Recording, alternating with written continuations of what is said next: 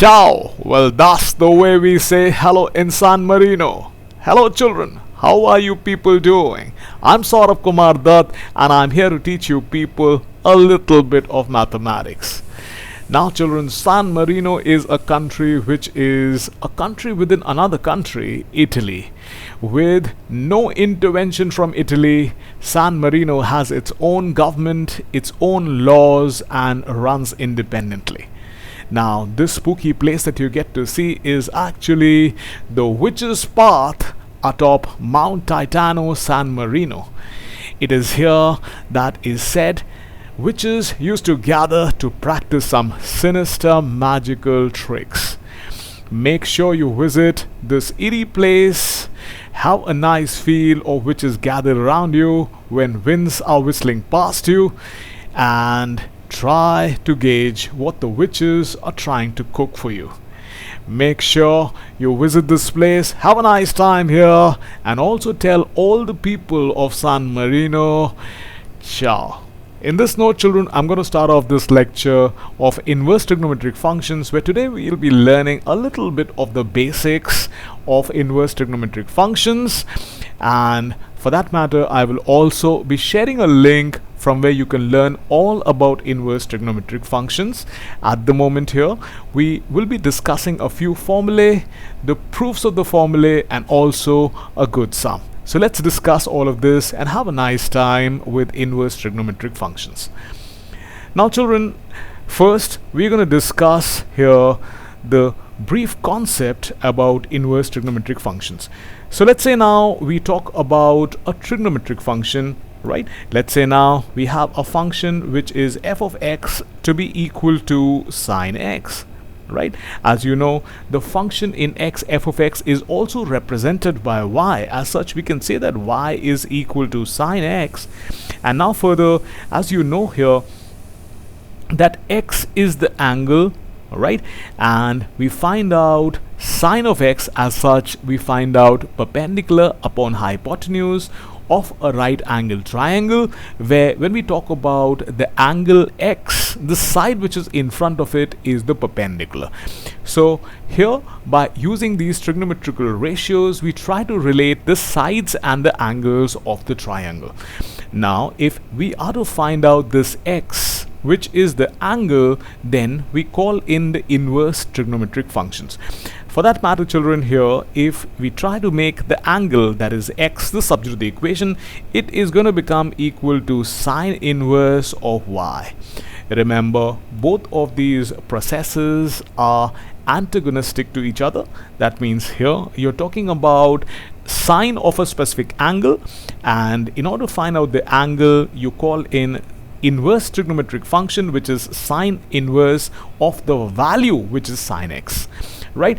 So these are what inverse trigonometric functions are. Obviously, as you have 6 trigonometric ratios, so you will also be having 6 inverse trigonometric ratios. So to quickly tell them to you people, obviously the first we've just discussed, which is sine inverse of, say, any value which is x. Obviously this sine inverse x is going to give you an angle. After that, we talk about cos inverse of x, then we talk about tan inverse of x, and after that we talk about cot inverse x, then further we talk about sec inverse x, and lastly we talk about cosec inverse x. Right? So these are the 6 inverse trigonometric functions. Now, children, we will quickly be discussing all of this again, so that if there is any doubt whatsoever, all of that gets cleared. So what I discussed here was about inverse trigonometric functions. Now I like to tell you one thing more, that as we are talking about inverse trigonometric functions, so these have to be such sort of functions whose inverse can be found out. And I'm sure you must have studied in functions that if we talk about a function to be bijective, that means if it is 1 1, right, or injective, and if it is also onto, that is surjective, only then we can find out the inverse of a function. So here we have inverse trigonometric functions. So obviously if we talk about the function which is y is equal to sine x, it must be bijective, right? And then when we want to find out x here, which is the angle, right? We talk about inverse trigonometric function. Here, when we are talking about sine of x, that means we are talking about sine of an angle x in a right angle triangle, which will then become equal to perpendicular upon hypotenuse. However, if we want to find out the value of the angle x, then we call in the inverse trigonometric functions, and then here we find out the angle by writing it to be sine inverse of y, right? Now further, as we have 6 trigonometric ratios, thus we also have 6 inverse trigonometric ratios like sine inverse x, cos inverse x, tan inverse x, cot inverse x, sec inverse x, and also cosec inverse x. Now children, we will be discussing a few formulae which are going to be pretty handy when you solve sums on inverse trigonometric functions, and for that matter we will also be discussing the proofs of these formulae. Now the first formula that is there for you people is for cos inverse x and sine inverse x, right? So now children, if we talk about adding up sine inverse x and cos inverse x, that comes to pi by 2, or an angle of 90 degree. Now here, when we talk about the angle to be pi by 2, it is the angle which is in radians, and if you talk about the angle in degrees, then it is going to be 90 degrees, right? So here children, this is formula number 1. Then we have the second formula, which is tan inverse x, to which if you add cot inverse x, then you get it to be pi by 2, right? And similarly children, if we talk about sec inverse x, and to it if you add cosec inverse x, then that children becomes equal to pi by 2. So these are 3 formulae. Now we will quickly be looking up the proof of the first formula, and then you can do the rest of the proofs by a similar process. So let's say now we talk about sine inverse x plus cos inverse x to be equal to pi by 2. Now in order to prove this, we first take an assumption, that is, we take say sine inverse x, which is obviously an angle to be theta, right? So we make this assumption now, that is, let sine inverse x is equal to theta. As such children, we will now have the reverse process of the inverse trigonometric function, that is sine theta is going to become equal to x, right? So here further, we now have the value of theta to be sine inverse x, and we have the value of x to be sine theta, which in times to come we're going to replace in the left hand side and try and show that it will come equal to the right hand side. So next now we pick up the left hand side and we try proving it equal to the right hand side. So here further, as we have, remember, sine inverse x, right, plus cos inverse x, so we keep the value of sine inverse x, that is theta, and then we add to it cos inverse of x, which had to be written, but remember here x is what? X is sine theta. So in place of x now we write sine theta. Now children, remember, there is a formula that you studied in complementary trigonometrical ratios in class 10, that is, if you talk about sine of any angle theta, then that is cos of 90 or pi by 2 minus theta. And similarly children, if you talk about cos theta, then that becomes equal to sine of 90 minus theta. So these are complementary trigonometrical ratios for the angles in the first quadrant. So this is a formula that we're going to use for sine theta. That means we're going to write it to be cos of 90 minus theta. So next now we're going to replace this value. As such, now we talk about proceeding with the left hand side as theta, plus we have cos inverse of, in place of sine theta, now we're going to write it to be cos of this angle, which is further pi by 2 minus theta. Right children? So here, as we get to see that there is cos inverse and cos, so obviously both of these are going to cancel each other. So next now we will cancel off cos inverse and cos, as they are the reverse processes, like you cancel off log and anti-log. Now next we will be left out with theta, to which is going to be added pi by 2 minus theta. Now as you can see here that plus theta minus theta is going to get cancelled, so we will cancel both of these off and we are now just left out with pi by 2. And remember children, this is the same as a right hand side and therefore this stands to be proved. So I'll just quickly discuss this all over. In the question here we had to prove actually a formula that we've just studied, that is sine inverse x plus cos inverse x is equal to pi by 2. Along with it, remember we talked about two more formulae, that is tan inverse x plus cot inverse x is equal to pi by 2, sec inverse x plus cosec inverse x to be equal to pi by 2. Now we are trying to prove the first one, that is sine inverse x plus cos inverse x to be pi by 2. So here we make an assumption, that is sine inverse x is taken to be theta, and thus we have now sine theta which becomes equal to x, right? Further now children, we replace this sine inverse x by theta, and to that is added cos inverse of the value of x that we have here, that is sine theta. Now remember children, by complementary trigonometrical ratios we had the value of sine theta which can be written as cos of pi by 2 minus theta. So this is what we're going to write here for the value of sine theta, that is cos of 90 minus theta, right? And after that children, next, as cos inverse and cos are inverse processes of each other, as such we cancel both of these and then we are just left out with theta plus pi by 2 minus theta.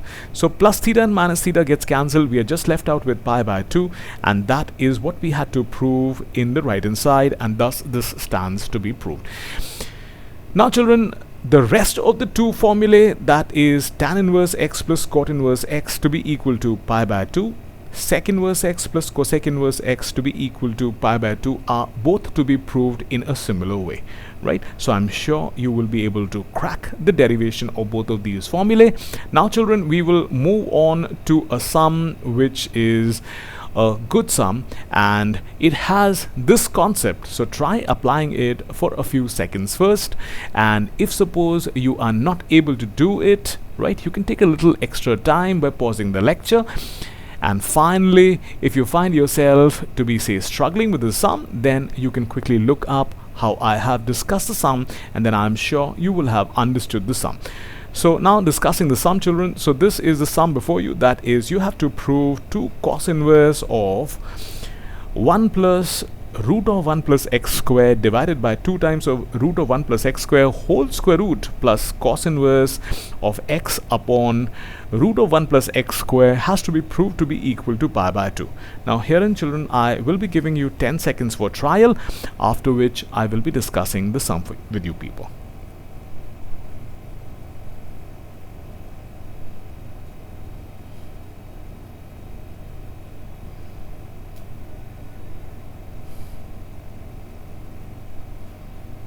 Okay children, now let's discuss the sum. Here in the sum, you've been given that there is a left hand side and there is a right hand side, right? The right hand side matches with the formulae that you've studied, but if you talk about the left hand side, that looks to be pretty much complicated. So we will try and simplify these things now. Now there is one thing that we can do in the left hand side, as we have it to be the sum of two functions. We can consider the first function to be, say, some f1x, and we can consider the second function to be, say, some f2x. Now let's deal with f1x first. So when we talk about f1x, now we know that f1x is 2 times of cos inverse of root of 1 plus root of 1 plus x square, and in the denominator we have 2 times of root of 1 plus x square. So this is what the first function here is. Now in order to simplify this, we take an assumption, right? Now the assumption is this, that we consider x to be tan theta. So we consider x to be equal to tan theta. As such, this is going to imply that if you talk about theta, that is going to become equal to tan inverse of x, right? And thus we have the value of x, which is tan theta. We have the value of theta, which can be written to be equal to tan inverse x.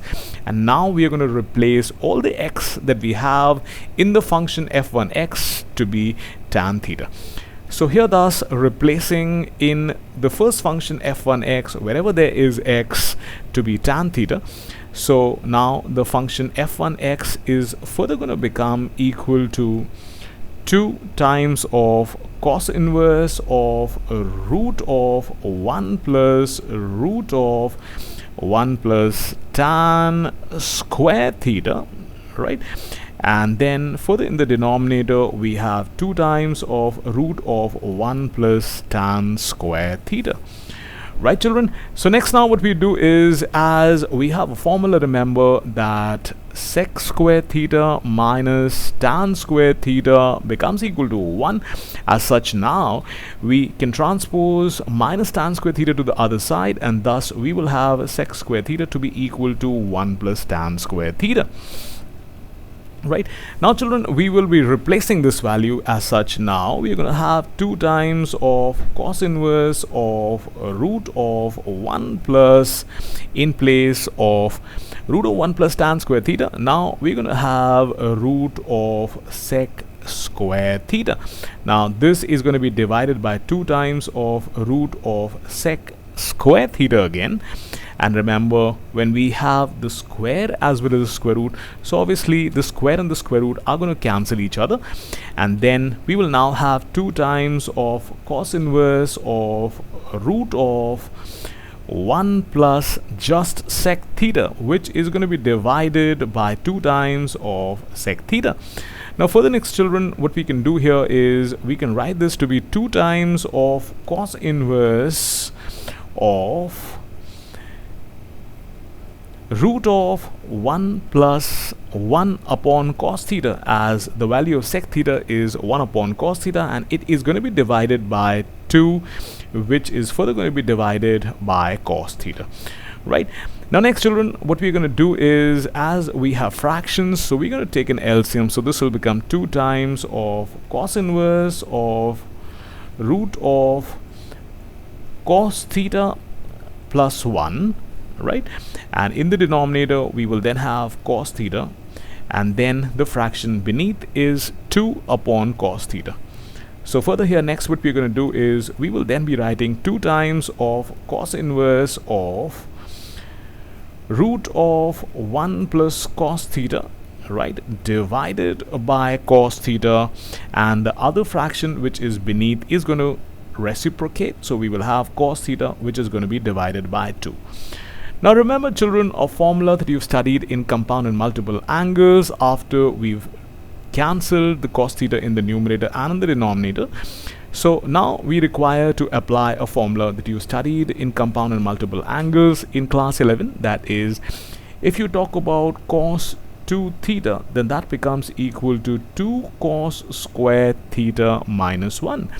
As such, now if we transpose the minus 1 to the left hand side, we will now have 1 plus cos 2 theta, which will become equal to 2 cos square theta, right?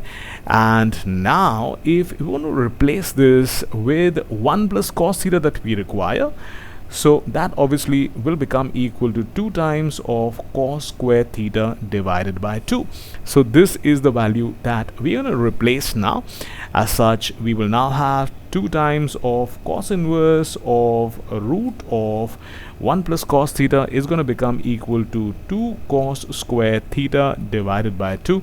And remember, children, we also have this to be divided by 2, as there is a 2 in the denominator. Now both of these 2's will cancel each other, right? And thus we will now have 2 times of cos inverse of root of cos square theta divided by 2.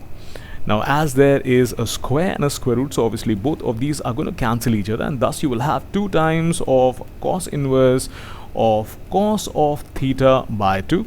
Now cos inverse and cos will cancel each other. As such, you will just be left out with 2 times of theta upon 2. Now 2 children gets cancelled, just you will be left out with theta. And remember, children, what is theta? Theta, if I remember correctly, was tan inverse x. So this is what we're going to now replace. As such, now finally we will have this to be tan inverse x, which is the value of the first function, that is f1x, remember. Now children, after this we will talk about the second function. So now the second function, that is f2x, can be written to be equal to, now that was cos inverse of x upon root of 1 plus x square. So cos inverse of x upon root of 1 plus x square, right? So this is the second function. Now in this function, children, let's take cot theta to be the replacement for x, right? So now we will be having an assumption that let x is equal to cot of the angle theta, and thus, children, we'll get to see here that if we talk about the value of theta, that is going to become equal to cot inverse of x, right? So this value of x is what we're going to now replace. So as such, if we talk about the second function, that is f2x, that will then become equal to cos inverse of x, which is cot theta, and it is going to be divided by root of 1 plus the square of x, that is now cot square theta. Now children, I'll just quickly remind you people about a formula, that is, if you talk about cosec squared theta minus cot squared theta, then we have its value to be equal to 1. As such, if you talk about cosec square theta, then that becomes equal to 1 plus cot square theta, right? Now children, we are going to replace this value in the denominator. As such, now this is going to become equal to cos inverse of cot theta, which is going to be divided by root of 1 plus cot square theta, which we just got to be cosec square theta. Now as there is a square and a square root, so as such both of these are going to cancel each other, and thus we will have this to be cos theta, which is going to be divided by sine theta, and in the denominator we will just have cosec theta.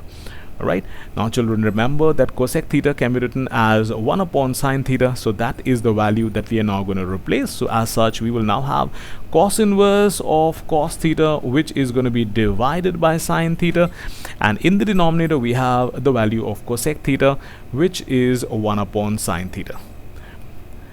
Now this 1 upon sine theta is going to reciprocate to the numerator and get cancelled with the sine theta that we have in the denominator of the numerator. So now we have cos theta divided by sine theta, and further into we have sine theta divided by 1. So as such, both of these sine thetas get cancelled, and I'm sure you're going to be elated that you now have cos inverse of cos theta. So cos inverse and cos gets cancelled. As such, you will now just be left out with theta. Right, now we have the value of theta, remember, to be cot inverse x, right? So that is what we're now going to replace. So we will have this to be cot inverse of x. So this, children, is the second function, that is f2x. Now remember, we had the sum of both of these functions, that is f1x, to which the second function f2x is to be added to be equal to pi by 2. Now if we remember what the value of f1x came to be, that was tan inverse x, and if you talk about the second function, it came to be cot inverse x, and their sum is pi by 2, right? This we know by a formula, right? So we can write this here. We know above by a formula, right, and therefore proved, right? So this is all that was to be done in this sum. So I'll just quickly discuss the sum all over, so that if there is any ambiguity, all of that will get cleared. So in this question, children, we now have here that there is to be proved 2 times of cos inverse of root of 1 plus x squared divided by 2 times of root of 1 plus x squared plus cos inverse of x divided by root of 1 plus x squared to be equal to pi by 2. So here what we can do to simplify this is, we can consider the first function to be, say, some f1x, we can consider the second function to be, say, some f2x, and their sum has to be shown to be pi by 2. So here when we talk about f1x, what we do as an assumption for x is we consider it to be tan theta. As such, if we talk about the value of theta, that is then going to become equal to tan inverse x. Now children, if we substitute here 2 times of cos inverse of root of 1 plus tan square theta divided by 2 times of root of 1 plus tan square theta is what we are going to have. Now remember children that you studied in class 10 sec square theta minus tan square theta is equal to 1. As such, sec square theta can be written to be equal to 1 plus tan square theta. Now we can replace this 1 plus tan square theta as sec square theta, right, in the numerator as well as in the denominator. Now as there is a square and a square root, something like this, that is, you have a raised to the power 2, which is whole raised to the power 1 upon 2. So obviously this is going to become equal to a raised to the power 2 into 1 upon 2, as if you remember, you have a rule in indices which tells you this, that if you have a raised to the power m whole raised to the power n, then that becomes equal to a raised to the power m into n. Right, so using this now we will have 1 plus sec theta, as the square and the square root will cancel each other, and in the denominator you will have 2 sec theta, as sec theta is the inverse of cos theta, thus it can be written to be 1 upon cos theta in the numerator as well as in the denominator. Now as there are fractions, so you will take an LCM, so you will get cos theta plus 1, which is going to be divided by cos theta, and further in the denominator you also have 2 upon cos theta. Now when the denominator reciprocates, it becomes cos theta divided by 2, so cos theta gets cancelled, we are just left out with 1 plus cos theta whole divided by 2. Now remember children, in compound and multiple angles you studied this, that if we talk about cos 2 theta, we have it to be 2 cos square theta minus 1. So if we talk about 1 plus cos 2 theta, by transposing the minus 1 to the left hand side, you will then have its value to be 2 cos square theta. Right, so next now we have 1 plus cos theta here, just like 1 plus cos 2 theta, so its value will become equal to half of the angle that we have on the left hand side. As such, it will become 2 cos square half of the angle, that is theta by 2. So this is what we replace here. As such, now we have 2 times of cos square theta by 2 in place of 1 plus cos theta. Now children, 2 and 2 gets cancelled, so we just have the root of cos square theta by 2, which is again going to be the cancellation of the square and the square root, and thus you will be left out with cos theta by 2. Cos inverse and cos will get cancelled, so you will just be left out with theta by 2, right? 2 gets cancelled, just you will be left out with theta. Remember, theta children was tan inverse x. So this is the value that now we write here in place of theta. So as such, the first function f1x just becomes tan inverse x. Now children, we come to the second function, that is f2x. It is cos inverse of x, which is divided by root of 1 plus x square. So here what we do is, if we take the value of x to be assumed cot theta, we can write the value of theta to be cot inverse x. Now when we substitute this, we will now have cos inverse of cot theta divided by root of 1 plus cot square theta. Now here children, as we know that cosec square theta minus cot square theta is equal to 1, as such cosec square theta will become equal to 1 plus cot square theta, right? And it will be written in the denominator. As thus we have 1 plus cot square theta's value to be cosec square theta, we are now going to replace it to be root of cosec square theta. There's a root as well as a square, so they're going to cancel each other, and thus we will be left out with cosec theta in the denominator. In the numerator, the cot theta will be written as cos theta divided by sin theta. Now further, we write the value of cosec theta, which is 1 upon sin theta, and then further children, what we do is we can now write the reciprocal of what we have in the denominator, that is sin theta upon 1. Now sin theta gets cancelled from the numerator and from the denominator, so we are just left out with cos theta, right? So further, outside we have cos inverse and inside we have cos. Both of these are inverse functions of each other, or in other words, they are antagonistic functions of each other, like log and anti-log. So they will cancel each other, you will just be left out with theta. Now theta was cot inverse x. As such, the second function has come to cot inverse x, the first function being tan inverse x by simplification. And as we already know that tan inverse x plus cot inverse x is equal to pi by 2 by formula that we've just studied, thus we can say that this stands proved. So is this clear with everybody? for sure. Now children, if you want to get a better idea about what inverse trigonometric functions are, there is a course which I am leaving for you people to look up, right? It will be there in the first comment, as well as it is also going to be there in the description, right? For that matter, in the description there will be the series of all the courses which you can access at a very low price, right, and make yourself very good in mathematics. So make sure that you make yourself very strong in mathematics. May God be with you. Have a nice time. Bye for now. Bye.